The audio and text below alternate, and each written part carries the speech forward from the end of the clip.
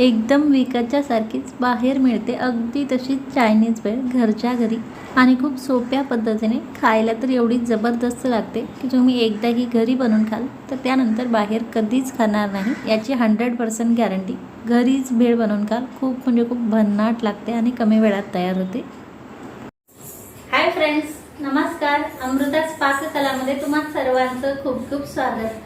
आज आपण घरी चायनीज भेळ कशी बनवायची हे बघणार आहोत। बाहेर जाऊन विकतची भेळ खाण्यापेक्षा घरीच भेळ बनवून खा, खूप मस्त लागते आणि काहीच नाही, खूप झटपट तयार होते। लगेच ही चायनीज भेळ कशी बनवायची हे आपण पाहूया। या अगोदर तुम्हाला विनंती आहे, तुम्ही जर चॅनलवरती नवीन असाल आणि अजूनही चॅनलला सबस्क्राइब केलं नसेल तर नक्की करा। तसेच बाजूच्या घंटीवर दाबून ऑल बटनवरती देखील दाबा। त्यामुळे काय होईल, मी आता खूप साऱ्या रेसिपीज अपलोड करणार आहे, तेव्हा त्याचं नोटिफिकेशन तुम्हाला येईल आणि तुमची कुठलीही रेसिपी मिस नाही होणार। तर लगेच चायनीज भेळ कशी बनवायची हे आपण पाहूया। तर आता सर्वात अगोदर चायनीज भेळसाठी नूडल बॉईल कसे करायचे हे आपण पाहूया। यासाठी मी 200 ग्रॅम नूडलसाठी 2 लिटर पाणी गरम करायला ठेवलेलं आहे। या पाण्याला आपल्याला उकळी आणून घ्यायची आहे। त्यानंतर त्यात नूडल्स सोडायचे आहेत। यामध्ये आपल्याला 1 चमचा तेल घालायचं आहे, त्यामुळे नूडल्स एकमेकांना चिटकत नाही, छान सुट्टे होतात। आणि या पाण्याला देखील उकळी यायला सुरुवात झालेली आहे, तर हे नूडल्स मी यात घालते।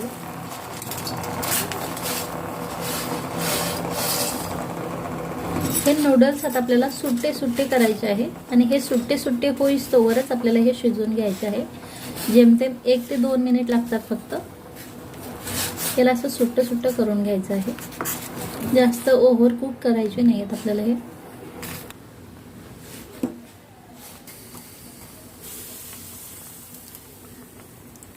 गॅसची फ्लेम आपल्याला हाय करायची आहे। हाय फ्लेमवरती आपल्याला हे 1 ते 1.5 मिनिट फक्त शिजवून घ्यायचे आहे, सुट्टे होईस्तोवर। यामध्ये आपल्याला मीठ घालायचं आहे 1 चमचा।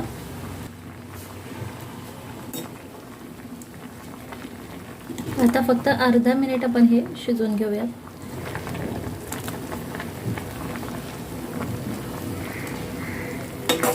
तुम्ही पाहू शकाल हे छान सुट्टे झालेले आहेत। आता तर लगेच आपल्याला गॅस बंद करायचा आहे आणि यावरती झाकण ठेवून हे 2 मिनिट आपल्याला असंच ठेवायचं आहे, म्हणजे आपले नूडल्स परफेक्ट शिजतील। 2 मिनिट झालेले आहेत, नूडल्स आपले व्यवस्थित छान शिजलेले आहेत आणि छान सुट्टे झालेले आहेत, तुम्ही पाहू शकाल। आता हे आपल्याला एका चाळणी स्ट्रेनरमध्ये काढून घ्यायचे आहे। त्यानंतर आपल्याला थंड पाणी घालायचं आहे, त्यामुळे काय होतं, नूडल्स ओव्हर कुक होणार नाहीत। काढल्याच्या नंतर देखील थोडीशी याची कुकिंग प्रोसेस चालूच असते गरम असल्यामुळे।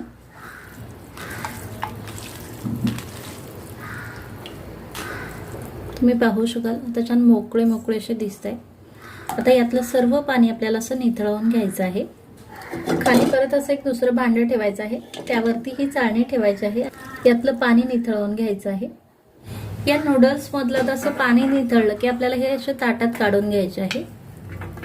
छान सुट्टे झालेले आहेत, तुम्ही पाहू शकाल। यावरती आता 1 चमचा तेल घालायचं आहे आपल्याला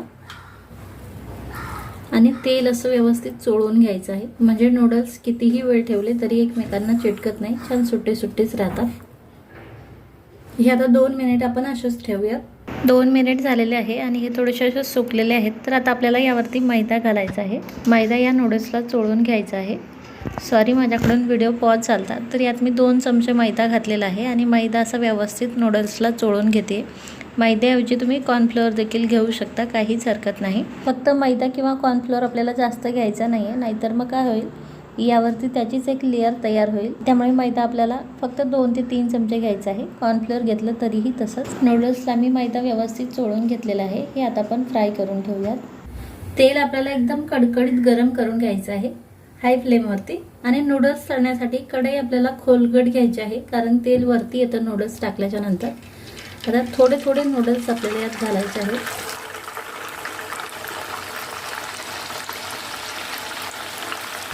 तसे तेल वरती येतं।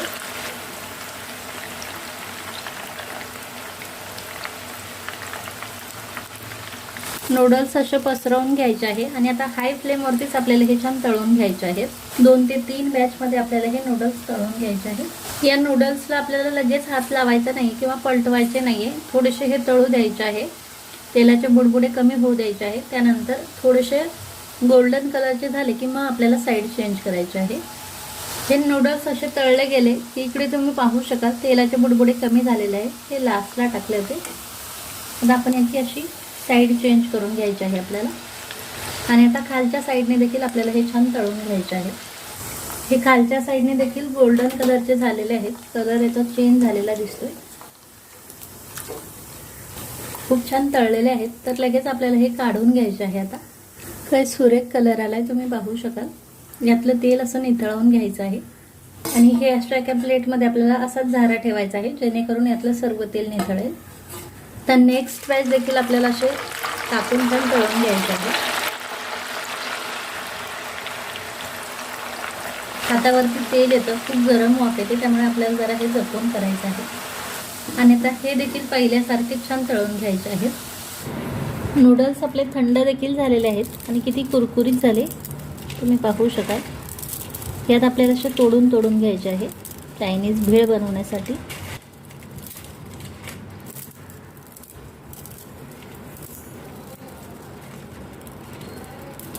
अशा प्रकारे आपल्याला हे तोडून घ्यायचे आहे. सुट्टे सुट्टे करून घ्यायचे आहे. आता लगेच आपण याची भेळ बनवून घेऊयात. हे नूडल्सची जर तुम्हाला लगेच भेळ बनवायची नसेल तर तुम्ही हे हवाबंद डब्यात ठेवून स्टोअर करू शकता.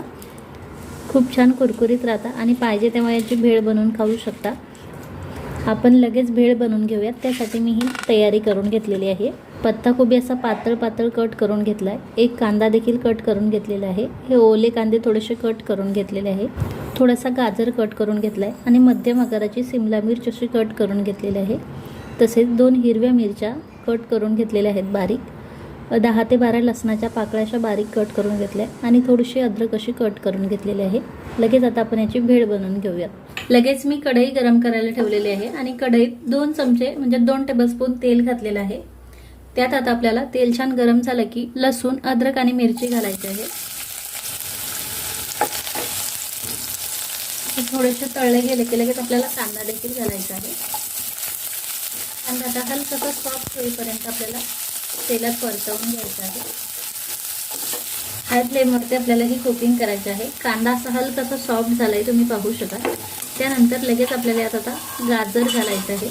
शिमला मिरच देखील घालायची आहे. म्हणजे बाकीच्या सर्व भाज्या आता आपल्याला यात घालायच्या आहेत. थोडंसं मीठ घालायचं आहे. हे आता आपल्याला थोडंसं परतवून घ्यायचं आहे. जास्त सॉफ्ट देखील करायचं नाही. थोडंसं याचा क्रंचनेस असा राहायला हवा भाज्याचा. कारण नूडल्स देखील आपले क्रिस्पी आहे तर भाज्या देखील छान क्रिस्पी लागल्या पाहिजे. त्यासोबत एकदम मऊ नाही झाल्या पाहिजे. एखादा मिनिटभर आपल्याला ह्या अशा तेलात छान परतवून घ्यायचं आहे. त्यानंतर आपल्याला 1 चमचा शेजवान सॉस घालायचा आहे. 2 चमचे टोमॅटो केचप घालायचं आहे. 1 चमचा रेड चिली सॉस घालायचा आहे. आणि अगदी 1/4 चमचा सोया सॉस घालायचा आहे. जास्त नाही घालायचा सोया सॉस. ते व्यवस्थित मिक्स करून घ्यायचं आहे. आता लगेच आपल्याला गॅस बंद करायचा आहे. म्हणजे नूडल्स त्यात घालायचे आहे. त्यामुळे नूडल्स मऊ पडत नाही.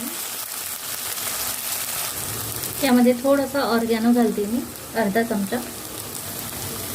कांदा पात घालायचे आहे आणि हे व्यवस्थित मिक्स करून घ्यायचं आहे. आता